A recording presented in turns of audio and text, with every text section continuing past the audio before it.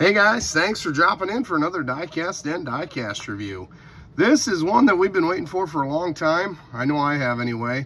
I had these on pre-order and they've pushed them back a month at a time for like 4 or 5 months, it seems like. Finally, we got the first round of the new late model tooling in here. This is the Larson HydrocCars.com number 5, as you can see. The box on these, pretty cool. I'm guessing all these late models, other than maybe some Dale Earnhardt Jr. stuff, that they go above and beyond and do some special boxes for. Most all the late model stuff, I'm guessing, is going to come in this box. We got Lionel Racing late model. Got a rendering decal of the car, standard finish here. Lionel Racing late model on the top of the box. Action Racing collectibles on the end of the box there. Same artwork as the top here on the back of the box. And we got Larson number 5, HydrocCars.com late model 2023 Camaro, one of 708. As far as the diecast goes, I'm really impressed. Lionel did a good job. They didn't it seems like they did not rush these to production too early.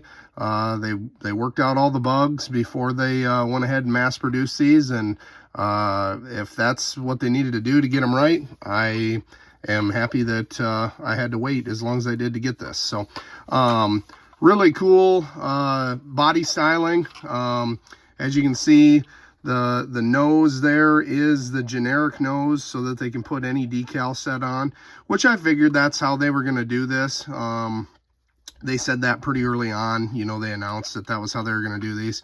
For them to do different tooling for a Camaro and a Ford and a Camry or Toyota, whatever, for them to do different tooling for all of them just wouldn't make sense money-wise on their end. And I'm not even sure that this new tooling is going to pan out for them for a long time. It might have been a deal where maybe Dale Jr. Threw in some money for the tooling update. I don't know that. That's just pure speculation or a guess, because it was after the first round of these cars came out.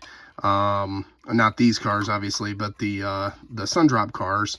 When those came out, I think Junior voiced his opinion that something needed to be done. These needed to be updated. And lo and behold, next thing you know, Lionel's working on new tooling. So who knows what went on there. But just overall, get into kind of a regular review like I do on these. The nose shape of everything looks really good, really authentic.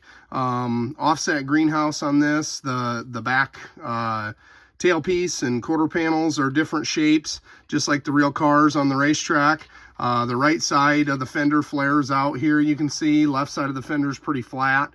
I don't know if you can see that as well in the video, but nothing on the hood here as far as decaling or anything. We've got the rivets or body fasteners, I should say, on the hinges there. And then we got obviously the Camaro decaling, headlights, grill. We got number 5 Junior Motorsports. Got some contingency decals up on the front side of the wheel well there. We got 5-star Buzzy Racing, Quartermaster MSD, and a few others. Hoosier Tire above the front wheel wells. And here's those new wide 5 wheels on these. They did a really good job on these. You can see this one has the normal, just the bearing cap on the front, and the rear one has the like the axle cover style cap on it. So that's pretty cool that they did those different front to back.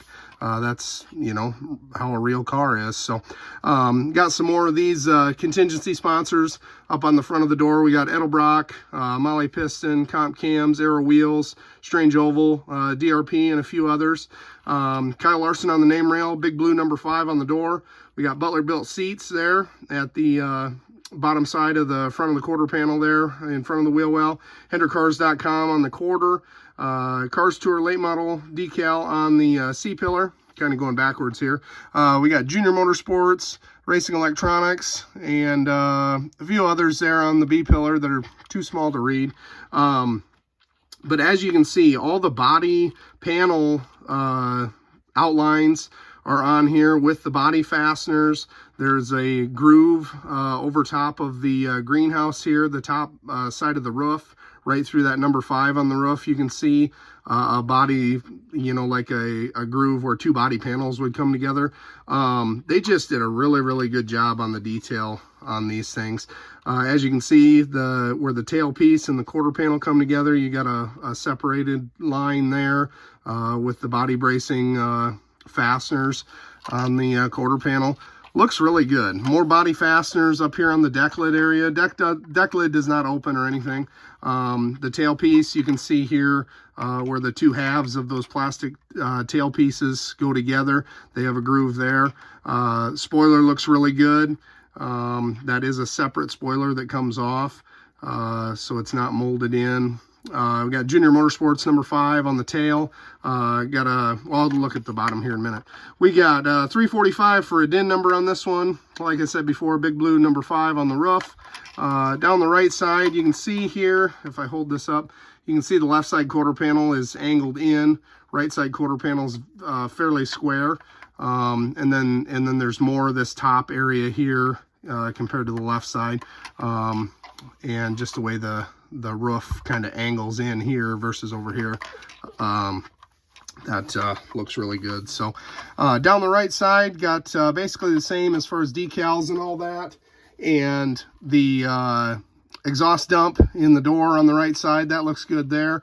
You can see down into the interior, got an open right side window, as the Cars Tour late models do.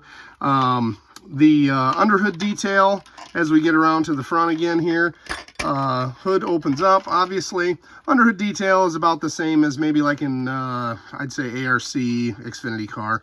Not anything too crazy, but it does have an opening hood, the same type of hinges, and underhood detail as any ARC would. Getting to the bottom of the car, looks all right. It's pretty basic. You know, we got a little bit of engine detail here, I guess. And it's just one piece of plastic molded and then painted differently. But the exhaust is a separate piece. It goes down through underneath the frame rails here, the X bracing, and kind of comes out right where the exhaust would come out. So that looks good. This back here, the rear end housing and all the truck arms and everything are just molded plastic, obviously. But they did add this separate bar down here, if you can see, right where my thumb is. Separate bar for the fuel cell protection, lower, whatever, anti-jump bar or whatever you want to call it, so that the car behind can't go underneath the fuel cell. But all in all, this is a really cool car, and I'm pretty pleased with it. There's nothing that I expected to be better than what it is. And they, you know, there's areas where it could be more detailed, obviously, but that, you know, gets into more cost and more manufacturing processes and you know, really more chance for things to go wrong and be screwed up and have parts and pieces that aren't glued on quite right and whatever else. As far as a car that you're going to put on the shelf and display it, this thing's awesome. So really glad to get this in. We'll have some more late models coming, and stay tuned. Next video should be the Dale Earnhardt 98 Daytona 500. So stay tuned for that and keep watching for that. Otherwise, like, comment, subscribe, and we'll catch you on the next one. Thanks, guys.